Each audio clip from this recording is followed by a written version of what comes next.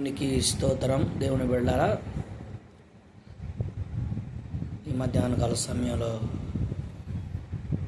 దేవుని పరిశుద్ధ గ్రంథం నుంచి ఒక లేఖనాన్ని మనం పరిశీలించుకుందాం. మొదటి కొరింథీ 15వ అధ్యాయము 34వ వచనం.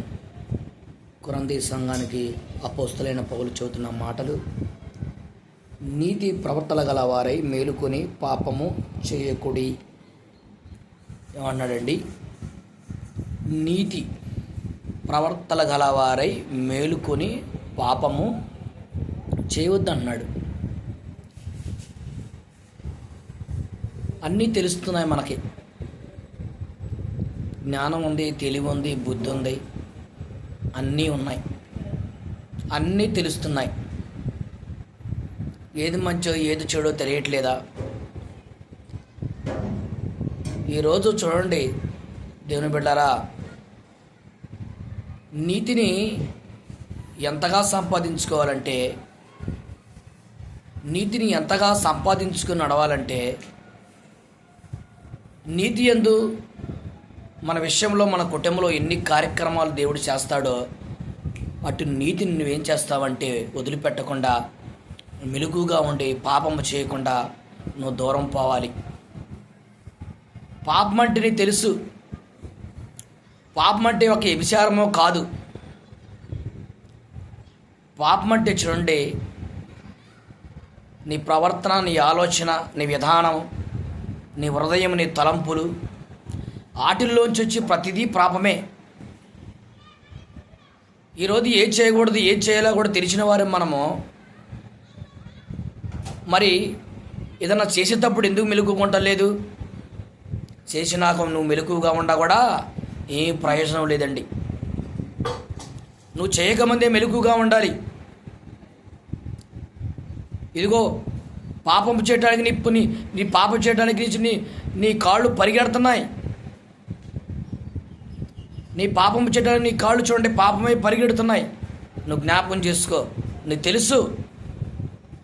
కానీ చూడండి, తెలియనట్టుగా నువ్వు నడవద్దు. మేలుకో. ఎప్పుడన్నా చూడండి, ఆ పాపం నుంచి బయటికి రా, ఈ లోకం నుంచి బయటికి రా, ఈ విధానం నుంచి బయటికి రా. నీకు అర్థం కావట్లేదు. రాకడ సమయం చూడండి దగ్గర అవుతుంది. పాపం పండిపోతుంది. దేశాలు, ప్రపంచాలు, మండలాల గ్రామాలు చూడండి, ఎక్కడెక్కడ చూడండి దేవుని ఒకతొచ్చి చూడండి నశించిపోతున్నాయి. అన్నీ చూస్తున్నావు. చూసి కూడా చూడండి మన కాడికి రావట్లేదులే, అవి మన కాడికి రావు, ఏం చేయవులే అని అనుకుంటున్నావు. కానీ ఏ సమయంలో ఏమవుతుందో, ఏది జరుగుతుందో కూడా తెలియని పరిస్థితి అయిపోతుంది. దేవుణ్ణి ఎరుగు, నీతిగా జీవించు, దేవుణ్ణి ఎరిగి దేవునితో నడువు. ఈరోజు మన కుటుంబాలు మనం బాగుపడతాం. మారు మనసు రక్షణ లేక ఇంకా పాపములను కొట్టిమిట్లాడుతున్నావు. మారు మనసు అంటే చూడండి, మనసు మార్చుకునే, బుద్ధి మార్చుకునే, విధానం మార్చుకునే కాదు. నువ్వు మారి దేవుళ్ళకి రా. దేవుణ్ణి సొంత రక్షకుడిగా అంగీకరించు.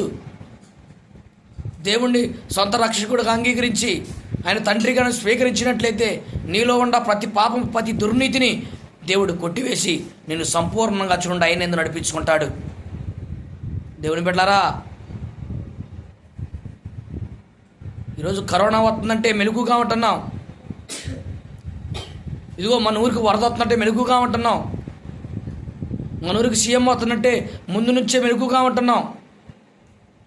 మన ఊరికి చూడండి ఉచితంగా ఆధార్ కార్డులు మీద డబ్బులు వస్తున్నాయంటే నిద్రలో పోకుండా మెలుగుగా ఉంటాం.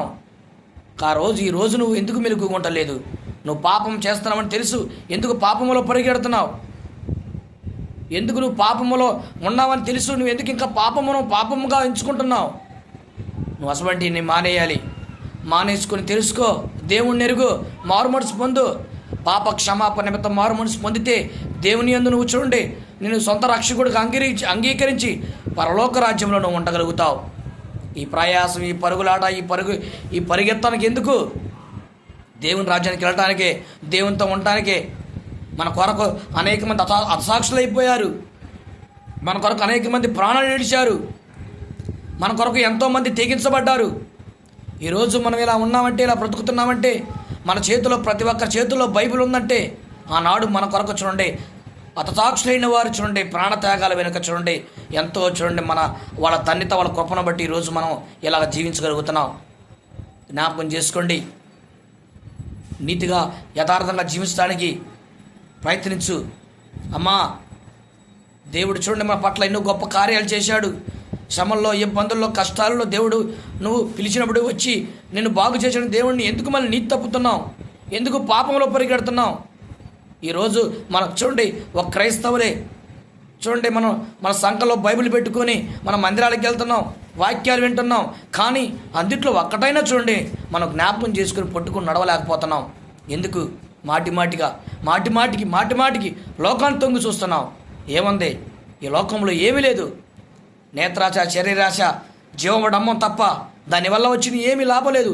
అవి తండ్రి వల్ల పుట్టినవి కాదు.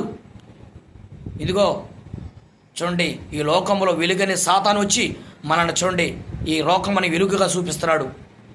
అటువంటి వాడు చూడండి, వాడు అసమంటి పన్నాగంలో మనం ఇక్కడ అసమంటి పన్నాగంలో చూడండి మనం కూర్చకపోయి చిక్కబడి ఉండవారమే. దేవుడు మన కోసం ఈ భూమి మీదకి వచ్చి మనం రక్షించడానికి, మన పాపాన్ని తుడిచేయడానికి, మన అక్రమాన్ని తీసేయడానికి దేవుడు చూడండి మన కాడికి వచ్చి చూడండి మన యందు ఎంతో చూడండి ప్రాణత్యాగాలు చేసిన వారిని చూడండి జ్ఞాపకం చేసుకొని మనం మారు మనసు పొంది రక్షణ పొంది మనలో ఉన్న ప్రతి పాపాన్ని తీసేసుకొని నీతిగా ఎంచుకొని నీతి వస్త్రాలు తొడుక్కుంటే దేవుడు పరలోక రాజ్యం వస్తాడు.